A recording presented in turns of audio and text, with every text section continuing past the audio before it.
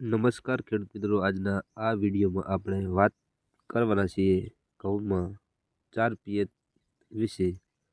જો આ સ્ટેજ પર થોડી પણ બેદરકારી રાખી તો આખું ઉત્પાદન ઘટી શકે છે, પણ જો સાચી માવજત કરો તો 80થી 90 મણ પ્રતિ વીઘે તમને ઉત્પાદન મળી શકે છે અને તમે લઈ શકશો।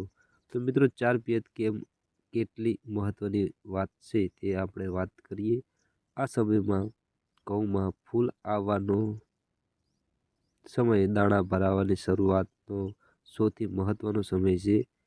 આ સ્ટેજ પર પાણી, ખાતર અને રોગ નિયંત્રણ બરાબર મળશે તો દાણા ભારે થશે, ચમકદાર થશે અને વજન વધશે। તો મિત્રો હવે આપણે આગળ વાત કરીએ પિયત વિશે।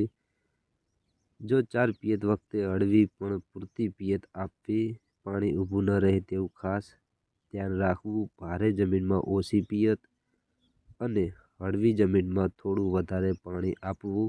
યાદ રાખજો મિત્રો, આ સ્ટેજ પર પાણીની કમી પણ નુકસાન કરે, વધારે પાણી પણ નુકસાન કરે છે। ખાતર માવજત ઉત્પાદન વધારવાની ચાવી। મિત્રો આપણે હવે સૌથી મહત્વની આગળ વાત કરીએ પિયત પહેલાં અથવા પિયત સાથે યુરિયા 20થી 25 કિલો પ્રતિ એકરમાં આપણે નાખી દાણા ભરાવા માટે જરૂરી નાઇટ્રોજન મળે છે।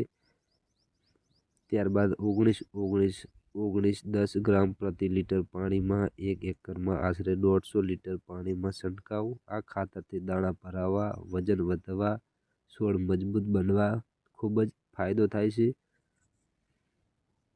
દાણા ભરવા માટે ખાસ દવા। મિત્રો જો તમે ખરેખર વધારે ઉત્પાદન લેવા માંગતા હોય તો આ એક છંટકાવ જરૂરી કરજો, જેથી તમને વધુ ઉત્પાદન મેળવવામાં મદદ કરે છે। 005234 MKP 8થી 10 ગ્રામ પ્રતિ લીટર ફક્ત એક જ વખત છંટકાવ કરો। મિત્રો આ દવાથી દાણા પૂરેપૂરા ભરાય, 1000 દાણાનું વજન પણ વધે છે, ઘઉંમાં ચમક અને ગુણવત્તા વધે। ત્યારબાદ મિત્રો રોગ નિયંત્રણ બહુ જ જરૂરી છે। જો હવામાનમાં ભેજ હોય, ધુમ્મસ કે ઝાકળ હોય તો રોગનો ખતરો વધી જાય છે, એટલે બચાવ માટે તમે મિત્રો પ્રોફેનાઝોલ 1 ml પ્રતિ લીટર પાણી એક વખત છંટકાવ કરવો।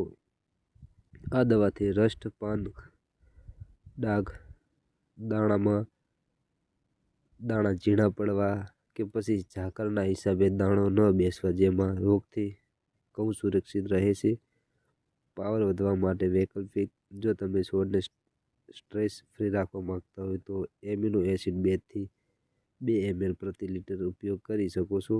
આથી છોડ તંદુરસ્ત પણ રહે છે, દાણાનું વધુ સારી રીતે ભરાવ વધે છે। ત્યારબાદ મિત્રો આપણે સૂચનાની વાત કરીએ તો મિત્રો આ ભૂલ ક્યારે ન કરો જે હું તમને બતાવું છું। વધારે યુરિયા ન આપશો, એક જ દિવસે બહુ દવાઓ મિક્સ ન કરશો, પાણી ભરાઈ ન જાય તેવું ધ્યાન રાખજો। 90 મણ ઉત્પાદન માટે સારા જાતના બીજ વાપરો, સમયસર 4 પિયત। ઘણા બધા ખેડૂતો 7 પિયત પણ કરતા હોય છે, યોગ્ય જમીનમાં સારું પણ પિયત તમે કરી શકો છો। સંતુલિત ખાતર, રોગ પર અસરકારક નિયંત્રણ, આ 4 વસ્તુ બરાબર થઈ ગઈ તો ઉત્પાદન ચોક્કસ વધશે। જો મિત્રો આ માહિતી ઉપયોગી લાગી હોય તો ચેનલને સબસ્ક્રાઈબ કરજો। આપણે ખેડૂત ભાઈ યુટ્યુબ ચેનલમાં નવા હોય તો શેર કરવાનું ભૂલતા નહીં।